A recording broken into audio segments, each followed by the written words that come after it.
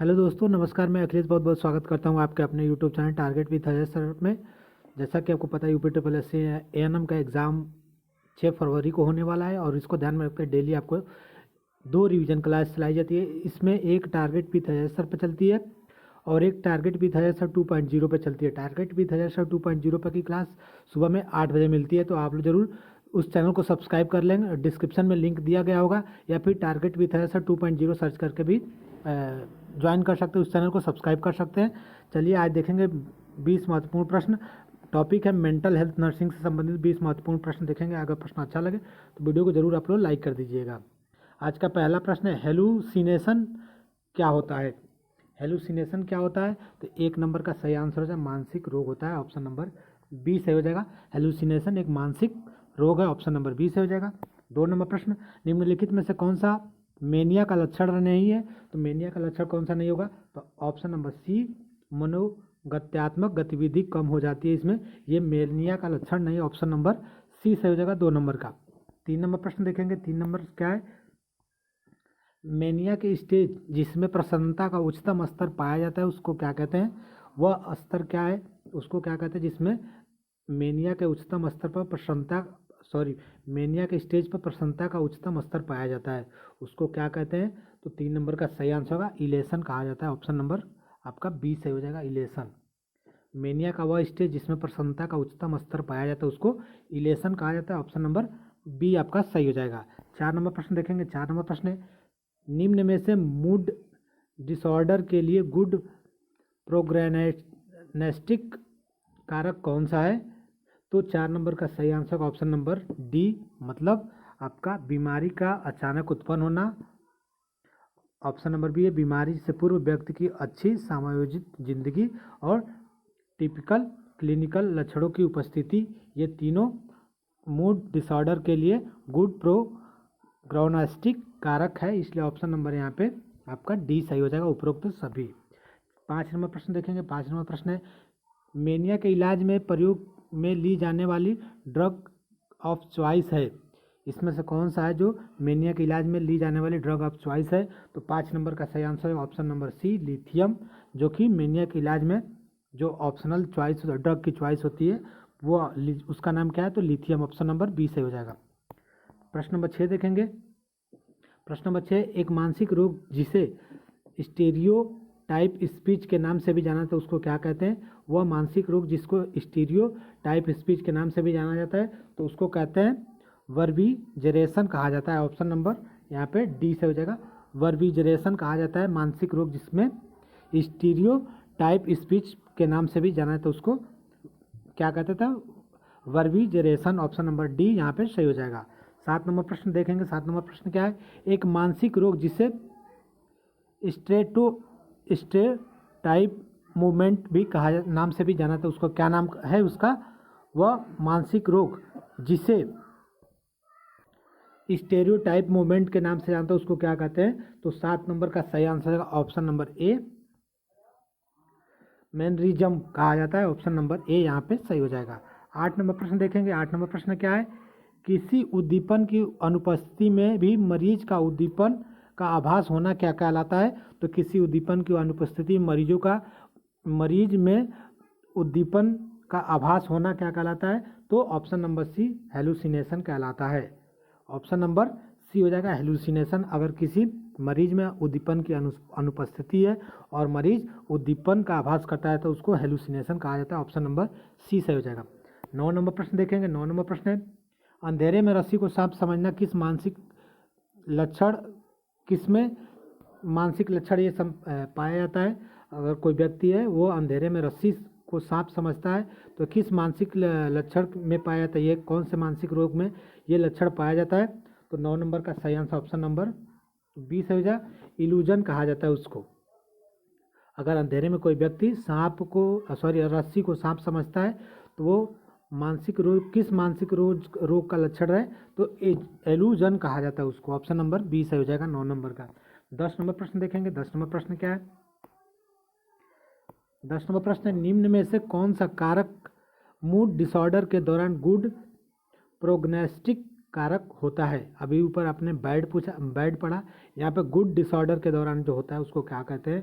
तो 10 नंबर के लिए सही आंसर का option number D, sir depression की उपस्थिति। ऑप्शन नंबर डी हो जाएगा यहाँ पे गुड डिसऑर्डर के लिए सर्व डिप्रेशन की उपस्थिति, ऑप्शन नंबर डी सही हो जाएगा। चलिए अगला प्रश्न देखेंगे, प्रश्न नंबर 11 नंबर प्रश्न है। बच्चों आप लोग बार बार हमसे पूछते थे कि सर कोई टेस्ट सीरीज बता दीजिए जो यूपी एएनएम 9212 में हेल्पफुल हो। तो बच्चों एक बहुत ही अच्छी टेस्ट सीरीज हम लेके आए हैं जो बहुत ही शुद्ध है, बहुत ही बढ़िया है, गुणवत्तापूर्ण है। इसकी आकलन मैंने खुद करी हुई है बच्चों। प्रकाशन है चक्षु प्रकाशन।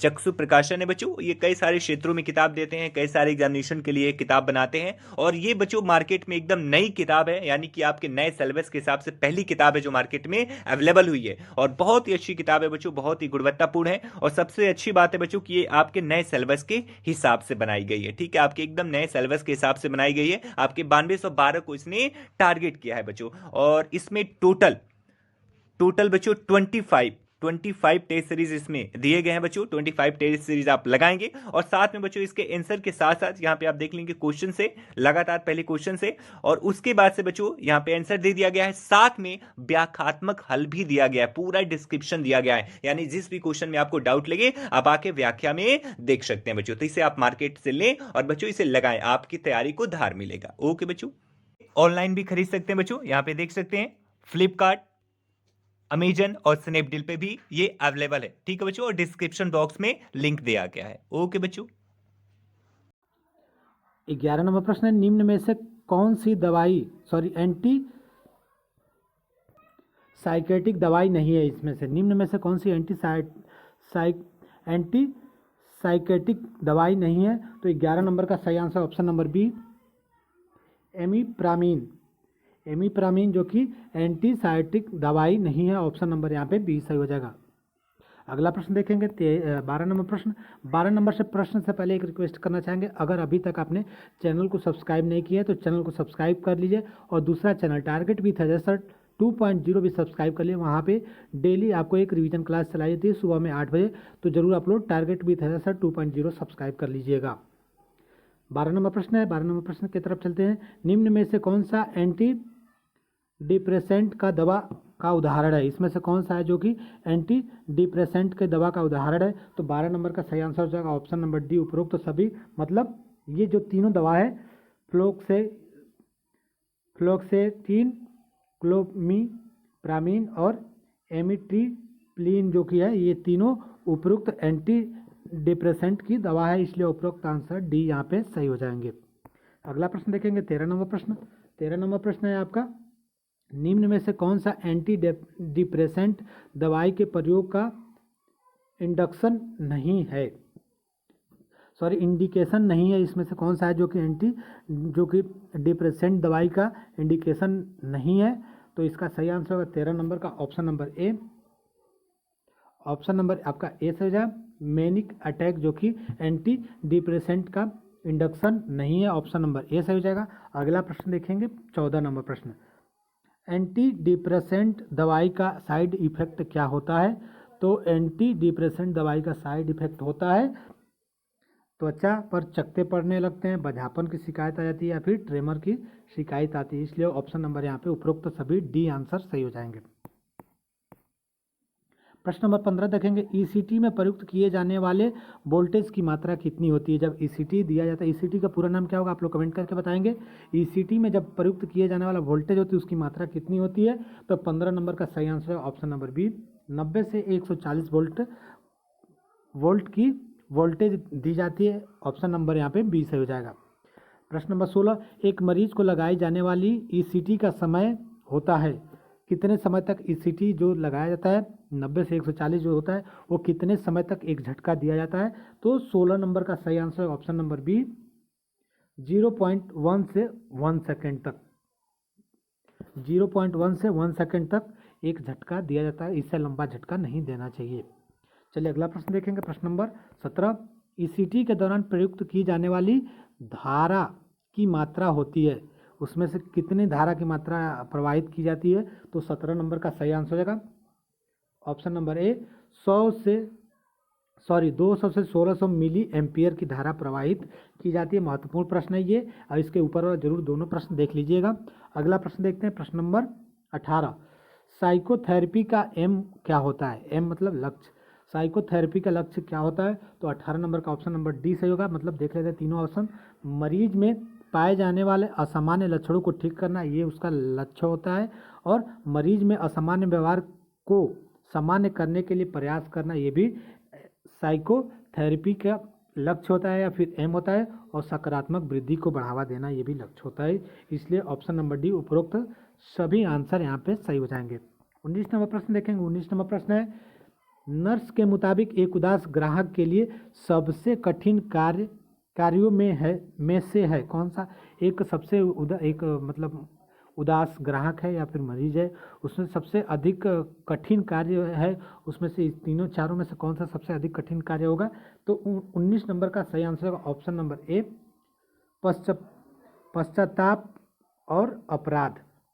ये सबसे कठिन, अगर वो कोई गलती कर देता है तो पश्चाताप उसके लिए सबसे मतलब मुश्किल कार्य होगा। ऑप्शन नंबर यहाँ पे ए सही हो जाएगा। प्रश्न नंबर 20 देखते हैं। प्रश्न नंबर 20 क्या है? तो क्षुधाति सहायता, जिसको ब्लूमिया कहा जाता है, विकार वाले मरीज में उपचारात्मक वातावरण निम्न में से कौन सा है? तो इसके लिए सबसे उपयुक्त वातावरण होगा ऑप्शन नंबर बी, एम्पैथेटिक, जो कि क्षुधाति सहायता या फिर बुलिमिया विकार के लिए मरीज का सबसे उपयुक्त या फिर उपचारात्मक वातावरण होता है। ऑप्शन नंबर बी सही हो जाएगा।